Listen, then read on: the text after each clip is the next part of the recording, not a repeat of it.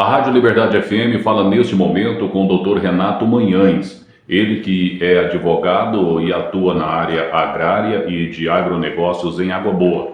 E nesse momento estará abordando a respeito do conflito agrário envolvendo uma área de cerca de 1.300 hectares localizada às margens da BR-158 em Água Boa, pertencente ao pecuarista Mário Sérgio Ferrari. Doutor, recentemente nós tivemos informações sobre uma perícia judicial que foi juntado um laudo no processo que apontou distorções nas matrículas apresentadas pelas partes contrárias. Explique um pouco sobre essa ação ajuizada, o que concluiu essa perícia, doutor. Boa tarde, Celso. Boa tarde, Rádio Liberdade, a todos que nos ouvem. Celso, essa ação é uma ação de imissão na posse, né?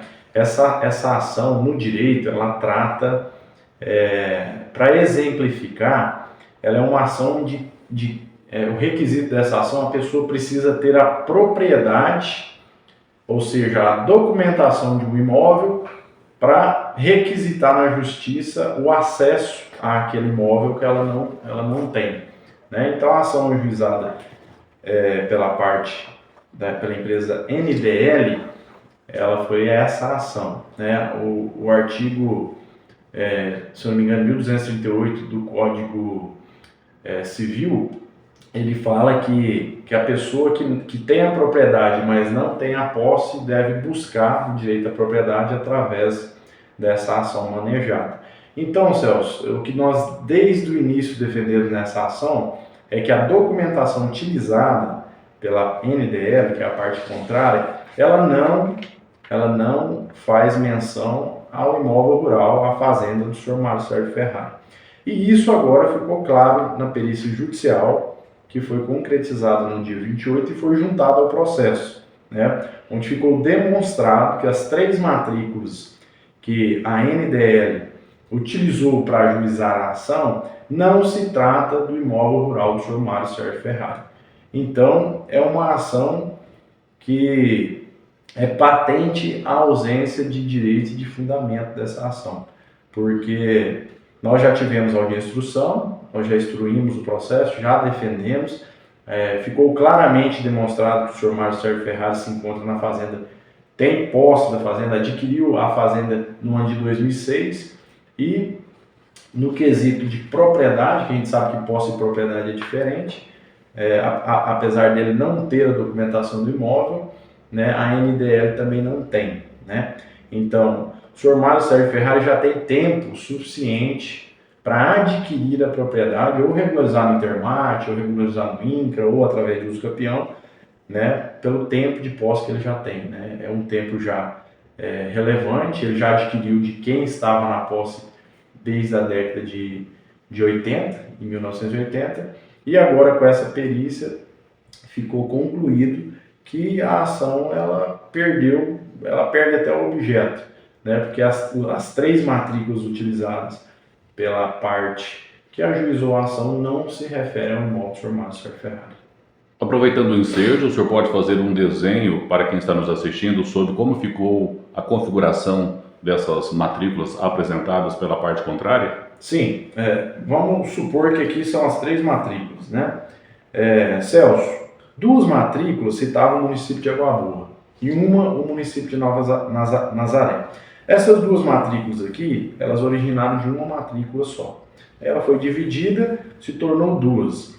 E aí, de pronto, quando a gente fez a defesa, a gente viu que essa matrícula do meio citava o município de Nova Nazaré e essas 2 o município de Água Boa, não tendo como essa aqui estar no meio dessas outras 2 que foram originadas pela mesma matrícula, que era maior e foi desmembrada, né? E aí a gente já tinha feito nossos estudos na contestação e viu essa discrepância, né? E a perícia agora aponta, né, que essas 3 matrículas elas não locam aqui. Vamos supor que esse celular aqui é a propriedade do senhor Mário Sérgio Ferrari, elas deveriam se locar em cima do imóvel. E fechar um polígono. E fechar um polígono. Só que elas dão, a título de exemplo, uma a 5 km de distância e as outras 2 a 20 km de distância. não, ficando bem claro que não se trata de documentos de propriedade do imóvel do senhor Márcio Sérgio Ferrari. Então, levando em conta que a ação de emissão na posse, ela tem como requisito a parte que ajuizou a ação comprovar a propriedade daquela terra que eles estão pleiteando, eles não comprovam, eles perderam, ao meu ponto de vista. Elas não são unificadas. Elas não são de lá. É a mesma coisa de eu ajuizar uma ação, a exemplo, pleiteando o CTG aqui de Água Boa, mas na verdade os meus documentos demonstram que eu sou dono de um campo de futebol lá em Nova Chamantina. Entendeu? Ou seja, uma evidência de desconfiguração entre as respectivas matrículas? Isso. Além disso, além delas não terem identidade com o imóvel, com a localização do imóvel, a gente conseguiu demonstrar também que os memoriais delas foram adulterados, né? Tanto é que uma de Nova Nazaré não podia estar no meio de duas de Água Boa. Então a gente conseguiu demonstrar, inclusive com rios, com confrontantes, a BR-158, que cita nessas novas matrículas, não existiam na titulação originária. Então, além do deslocamento, delas incidirem em outro título primitivo, elas foram adulteradas, ou seja, tem indício de falsidade, né, na documentação. Quais são os quesitos para quem ajuiza ter direito numa ação dessa natureza? Então, Celso, eu até posso dar uma lida aqui, né? A ação de emissão na posse ela é fundamentada pelo artigo 1228 do Código Civil, né? E como eu expliquei, essa ação, a exemplo, ela é ajuizada por quem tem a documentação do imóvel, mas não consegue atingir a posse. Vou te dar um exemplo: a pessoa que arremata o imóvel no leilão, né? Ela nunca teve a posse do imóvel, mas ela quer entrar porque ela comprou. Então, ela precisa ter a documentação daquele imóvel que ela quer entrar. Então, a lei fala que a pessoa que ajuiza uma ação de emissão na posse, ela tem que comprovar a propriedade, e é o que de fato eles não comprovam, né? E mesmo ainda que se tivesse comprovado, Celso, a nossa defesa ela abrange muito mais, ela abrange o direito do senhor Márcio Sérgio Ferrari de ter a prescrição aquisitiva da propriedade através da uso capião, pelo tempo que ele se encontra dentro do imóvel, produzindo, criando gado, eucalipto, o que todos sabem aqui na cidade, ele já teria direito, inclusive, de ter direito à propriedade através da uso capião, que também foi tese de defesa na ação. Mas o caso não é esse, né? O caso é que eles não conseguiram comprovar minimamente os requisitos da ação, ou seja, a documentação que eles estão utilizando, né, essas 3 matrículas não se referem ao imóvel que eles estão pleiteando, né? Essa ação, doutor, ela trouxe transtornos para a família. Como está a família do senhor Sérgio Ferrari hoje? Essa ação, toda a ação judicial, Celso, ela traz transtornos, né? A pessoa não dorme direito, a pessoa fica preocupada, ainda mais quando se trata de um imóvel rural desse tamanho, né? A gente sabe que a região é valorizada, a ferrovia vai passar ali do lado, né? E com certeza essa ação desde 2019 tira o sono de toda a família, né? Por mais que a gente desde o início, quando apresentou a defesa, a gente sabia que era uma ação infundada, ela tira o sono, porque a pessoa não consegue vender, a pessoa não consegue arrendar, a pessoa não consegue desmembrar e vender uma parte da fazenda, ela não consegue levantar um financiamento do banco, ela não consegue, a título de exemplo, arrendar para os investimentos, que ela fica com receio.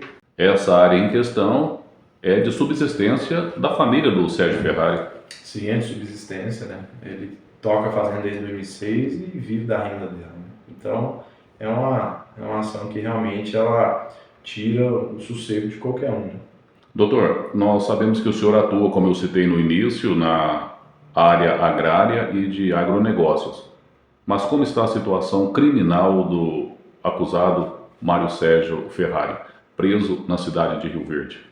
Então, Celso, a esfera criminal eu não cuido, né? Não é o escritório que cuida. Mas a gente tem ciência que o processo que está tramitando, ele realmente ele é um dos acusados e está se defendendo, né? Entrou com alguns pedidos de liberdade, que está sob a análise da justiça e está se defendendo nos autos, né? Agora, atualmente, eu não sei informar como que está hoje, né? Em que fase que está, se já tem alguma audiência marcada ou júri, eu não sei te informar nessa questão criminal. Doutor Renato Manhães, para finalizar, as suas considerações finais. Celso, a gente aguarda um julgamento, né, do processo, um julgamento justo, e qualquer desenrolar do processo a gente avisa a imprensa e estamos na expectativa de um julgamento justo, né, como sempre tem agido aqui a comarca de Água Boa.